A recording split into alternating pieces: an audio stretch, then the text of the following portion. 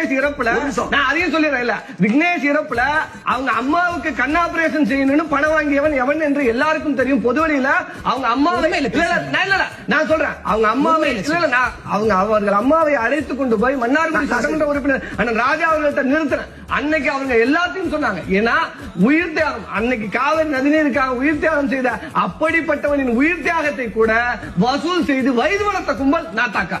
வார்த்தையில கவனம் இல்ல நான் என்னங்க நடந்தா சொல்றேன். அவங்க அம்மா சொல்றேன், அவர்கள் அம்மாவே பொதுவா சொல்லியிருக்காங்க, பத்திரிகை அவர்கள் சந்திப்புல சொல்லியிருக்காங்க. அவருதான் எங்கள்கிட்ட சொன்னாரு, அம்மாவும் அப்பாவும் உயிரோட இருக்கும்போது கட்டாத அந்த மணிமண்டபத்தை பிறகு எதுக்காக கட்டுறது, நானே அண்ணன்ட்ட கேக்குறேன் அப்படின்னு அவர் சொல்லும் பொழுதுதான் எங்களுக்கே தெரிஞ்சது. ஒருத்தவங்க பண உதவி கொடுக்காமலேயே எப்படி உங்களுக்கு மணிமண்டபம் கட்டலன்னு கேட்பாங்க.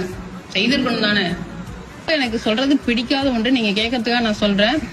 வெளிநாட்டுல இருந்து கேட்டாங்க, அம்மா தம்பி இறந்து கொஞ்ச நாள் தான் ஆகுது, அதுக்குள்ள உங்களுக்கு கண்ணில் அறுவை சிகிச்சைன்னு சொல்லி கேள்விப்பட்டோம், என்ன பண்ணுது, எந்த டாக்டர்கிட்ட காமிக்கிறீங்க, பண உதவி கேட்டிருக்காங்களே அப்படின்னு. அப்ப எனக்கு ரொம்ப பிள்ளையை இழந்த வேதனையை விட இது மிகுந்த வேதனையை கொடுத்தது. நம்ம மருத்துவமனைக்கே போகல, கண்ணில் பிரச்சனை இருக்கிறது உண்மைதான், ஆனா அதுக்காக மருத்துவமனைக்கு போகாமலேயே எனக்கு அறுவை சிகிச்சைன்னு யார் முடிவு பண்ணது அப்படின்ற அந்த வேகம்லாம் இருக்கு.